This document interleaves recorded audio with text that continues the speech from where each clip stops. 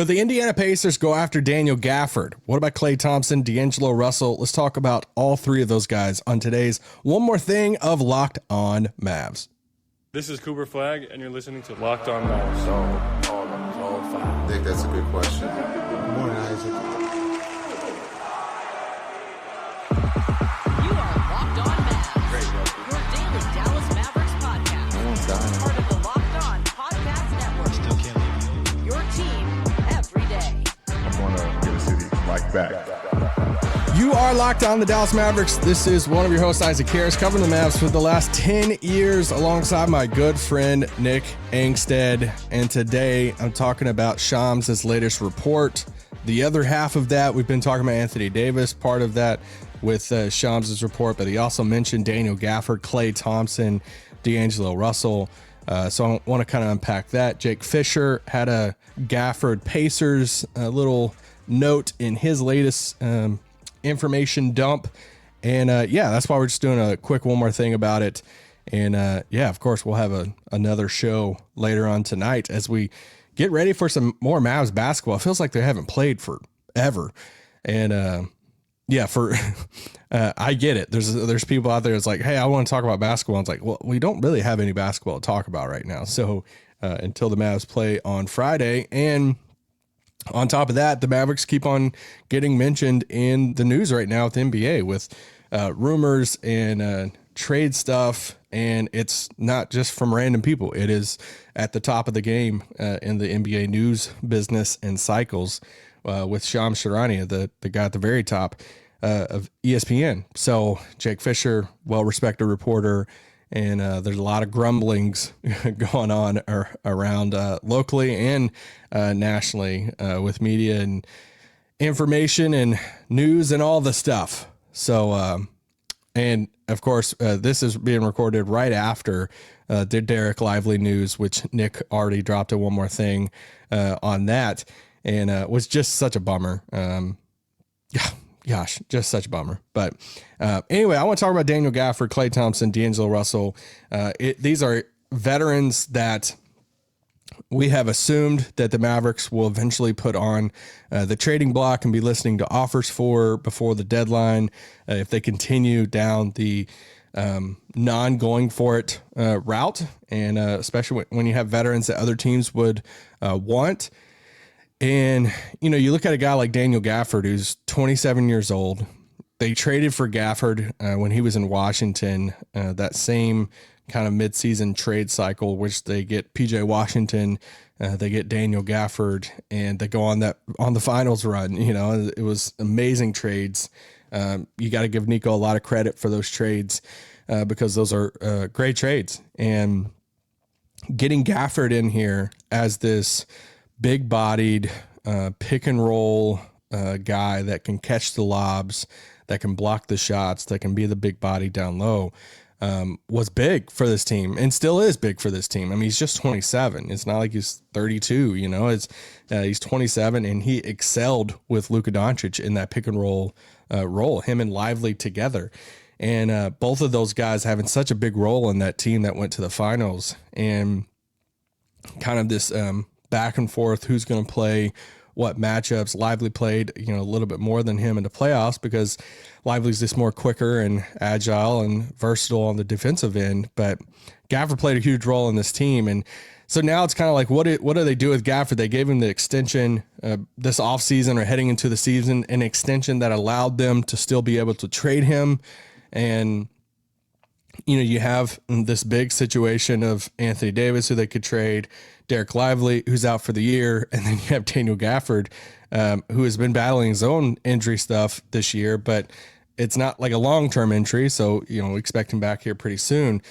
So what do they do with him? And I've honestly went back and forth on of like how I feel, because I'm like, man, if you trade Anthony Davis, which I think they do, then and Lively's out for the year. I feel like you kind of need him because you can't, we've tried to say this, like even if you do go south for the rest of this year and go let's be careful here, the tank route, got to make sure, be careful how much you say that. But if they do go that route, then you can't go fully that route because you got to be like, try to be better next year. Like you don't have picks for the next year. There's no incentive to lose. So I kind of understand the camp of like keeping Gafford right now too, but let's say they do put him on the market. So Shams says in his latest piece in which he's talking about Anthony Davis, he said the Mavericks are open to exploring the trade markets for Anthony Davis, center Daniel Gafford, and guards Klay Thompson and D'Angelo Russell.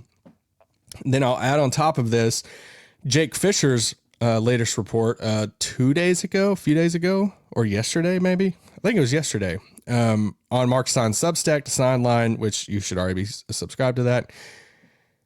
Fisher says Miles Turner's old team in Indiana is expected to shop the in-season trade target for big men. So Indiana loses Miles Turner. They have Jay Huff, but they're looking for more of a longer-term answer at the big man spot. And likewise, Fisher continues, believed to hold interest in Dallas Mavericks center Daniel Gafford as a potential pick-and-roll lob threat. And they had interest before the Tyrese Halliburton injury. And they had interest in bringing him in before the Halliburton injury last year, and they would still have this interest now. And so for Indiana, I think if we look at it and say, all right, well, if the Pacers want to try to go and get Daniel Gafford makes $14.3 million this year. Then he has that extension that kicks in, and which he makes 17, 18, and 19, basically. So it's like, what does Indiana have to offer? What does Dallas, what are they like going for? Like, what would they want back in a Daniel Gafford trade? If you're looking at the picks route, Indiana has all their first round picks and some extra seconds in the future that they could deal. And they obviously got their pick back, which is, yes, a weird deal, but they got their pick back for for this upcoming draft. They're not going to give you that pick. All right. Sorry, guys. I like Daniel Gafford. The Pacers like Daniel Gafford, but they're not going to give you this 2026 pick in which they're one of the worst teams in the league. So you look at their roster and you're like, all right, who are some other contracts? If it's just a 2-team trade that you're looking at, it's like, all right, you look at a guy like Obi Toppin. Obi Toppin's the same age as Gafford. They're both 27. They both make around $14 million. Would you just swap out Toppin for Gafford? Because Gafford, for them, they're looking at it more of a positional thing. And they're like, yeah, we'd rather have this like pick and roll threat in Gafford, bigger than, Obi Toppin. He's more of like that traditional 5-man Gafford is compared to Toppin. Toppin's a better shooter, but he's more about that 6'9", 6'10" range, more of that kind of tweener forward spot. Would you do that if you're Dallas? I don't know. Like, it's kind of like throw your hands up in the air and be like, okay, like I could see either side. I think, I don't know if that's a win-win for both sides or just a net neutral, just kind of swapping out cards in the deck a little bit. I guess if you're Dallas, you want another shooter, another like bigger bodied shooter out on the floor. Obviously Toppin has a ton of athleticism and playing above the rim and stuff. So I could see both sides of that.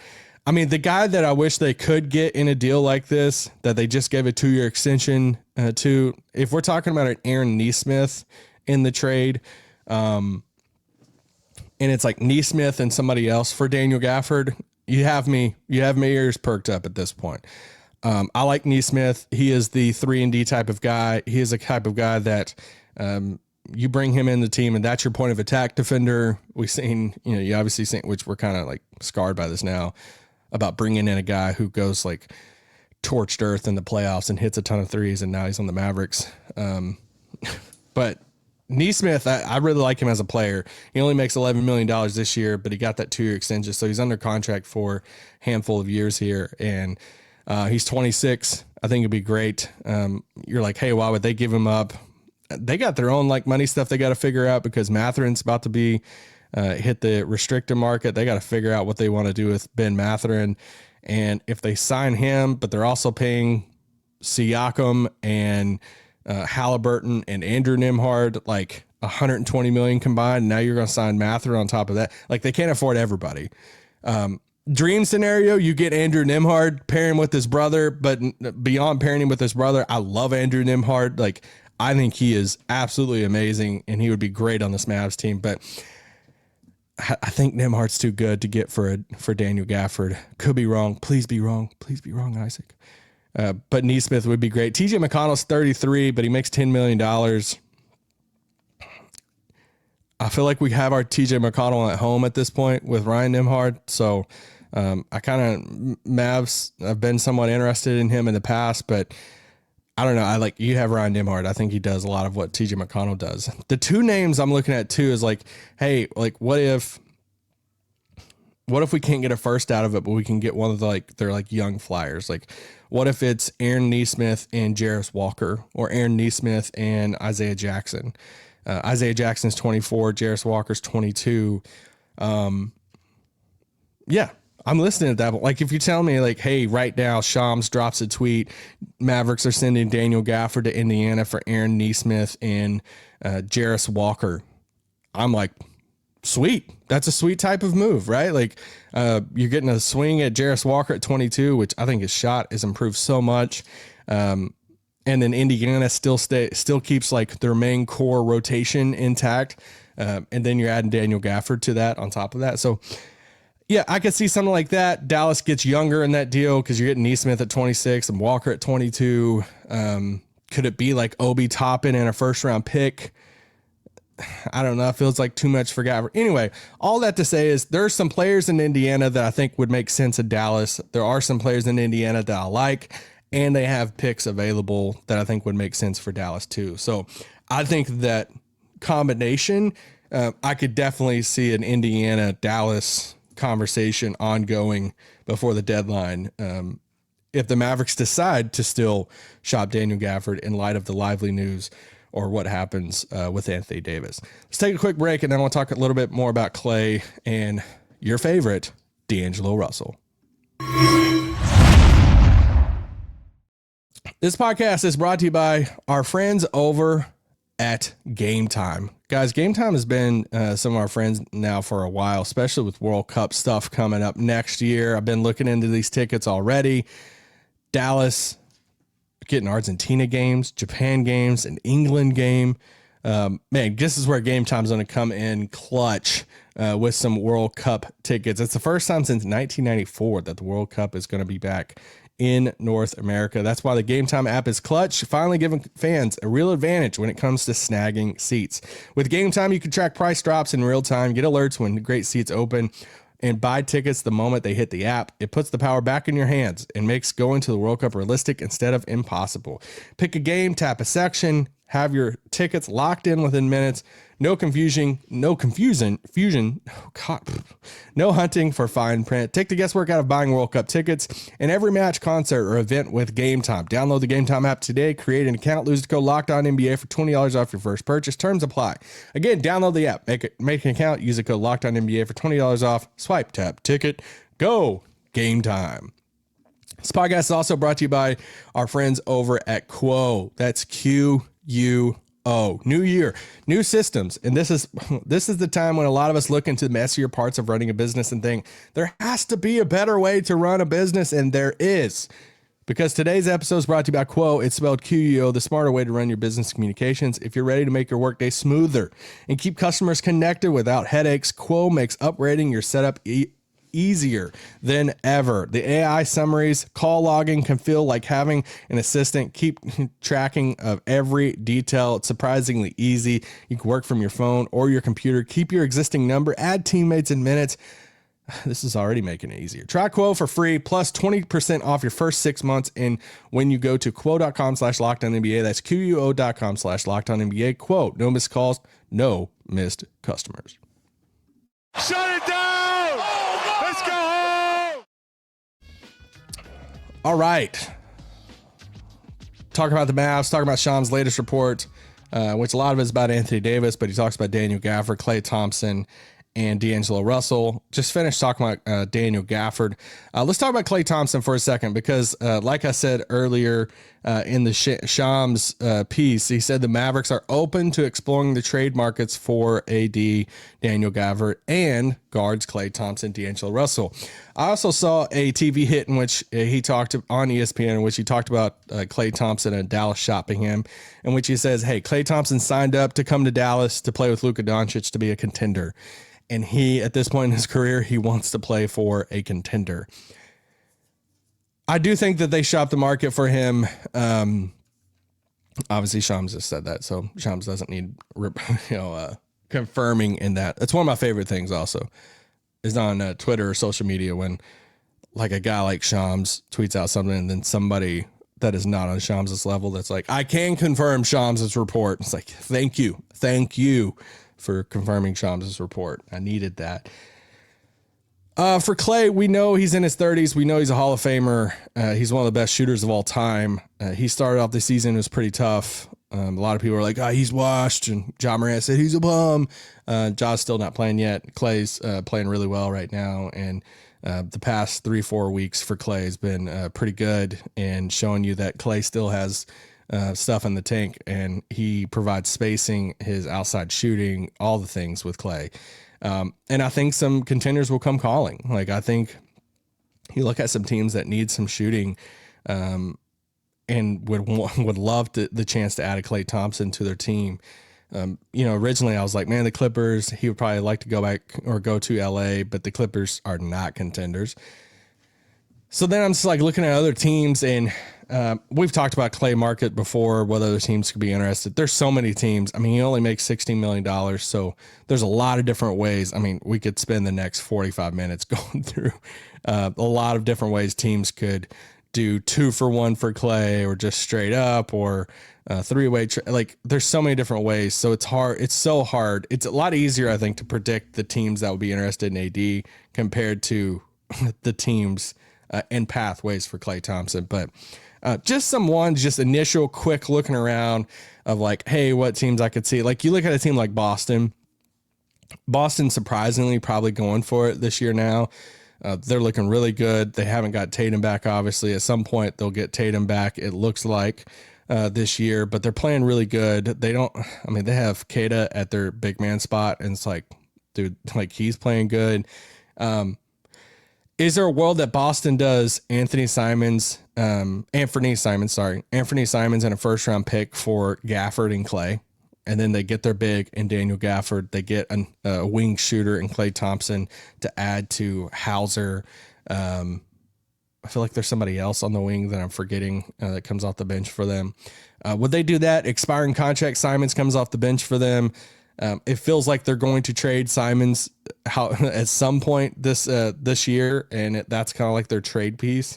Is Gafford and Klay Thompson enough for them? And then when you look at Boston, would they be more confident of like, all right, now our bigs is Kata and Gafford. We have Tatum coming back, Jaylen Brown, Derek White, Klay Thompson. Like, I don't know. Like, Boston's scary. Missoula's a good coach. We've talked about Orlando before. If they want more shooting, would you do Jonathan Isaac straight up for Klay Thompson? Yes, I would like a Mavs jersey with Isaac on the back of it, selfishly. But for Dallas, it's like you're taking the swing on a defender like Jonathan Isaac. He has some weird stuff in his contract with guaranteed money. You'd be saving some money next year if you wanted to in that deal. Orlando gets a shooter. I'm not saying I would do that deal. It's just stuff that I could see like make somewhat sense. If you're San Antonio, you want another shooter, you want Klay Thompson to add to this group. Do you do Keldon Johnson straight up for Klay Thompson? Keldon is 27, I think. So if you're Dallas, I think they're similar contracts, but if you're Dallas, you're getting a younger player in Keldon Johnson, probably a better defender on the wing. He's not the shooter that Klay is, obviously. And then Klay gets to go to San Antonio, team up with Harrison Barnes and the crew down there and be on a contender. Could you convince Atlanta on a Luke Kennard, Asa Newell package to where you get the flyer on Asa Newell, high school teammate of Cooper Flagg? And Atlanta adds another shooter. And once again, it's just so hard to find. Like, I think a decent amount of teams would be interested in adding Klay for the right price, right? I don't think teams are lining up to give you lottery picks for Klay. They're not doing that. Or you might not even get a first round pick back for Klay. Probably won't. It's just you're looking at, does Dallas try to flip him more for him to a contender and then maybe get back an expiring contract or a younger type of role player? I could see either way with that. Last name that Shams threw out there was like, hey, they could be shot. They'll be shopping the market for D'Angelo Russell. Shocker. I've been saying this for weeks now that D'Angelo Russell will be on a new team past the deadline. D'Lo was a Nico guy. Kid wasn't the biggest fan of bringing in D'Lo. You saw that, especially early in the season. That's something that I got wrong too, because I didn't know that D'Lo was just a Nico guy until right close to the season or right after, until I started talking around. It's like, oh, okay, well, I'm kind of screwed my D'Lo prediction now. I thought D'Lo was going to be handed kind of the starting guard reins there for a bit at the beginning of the season, and then it was all jacked up and funky. But yeah, I mean, so he's going to probably have a new home, and he only makes $5 million. So if another team out there wants to add just another scorer off the bench, he probably just wants to play. So there's a lot of different teams out there. It's hard to predict. Raptors, Heat, Wolves, Rockets. Like, these are just teams I just threw out there that if they're looking at their team, like the Rockets the other night, it felt like they couldn't score for nothing, and they didn't have anybody that could dribble half the time when Reed. And it's just like, all right, could they use another guard? He had some good run in Minnesota with those guys. I mean, Cat was there before, but do they try to bring him back if they swing and miss on some other point guards? They're probably going to add a guard at some point before the deadline. Does Miami try to get another ball handler in there? Probably doesn't fit Heat culture. Toronto, it feels like they can use another guard. Yeah, especially if they trade quickly. So anyway, there's that. I do think Dallas, I don't think Dallas trades all four of these guys. But I do think that there are going to be significant rumors around these guys for the next coming weeks leading up to the deadline. So there's that. There's a one more thing on Shams' latest report on the other three. I'll set Anthony Davis. And we'll be back for another episode later on. Later, dudes. Thin noggin, dude.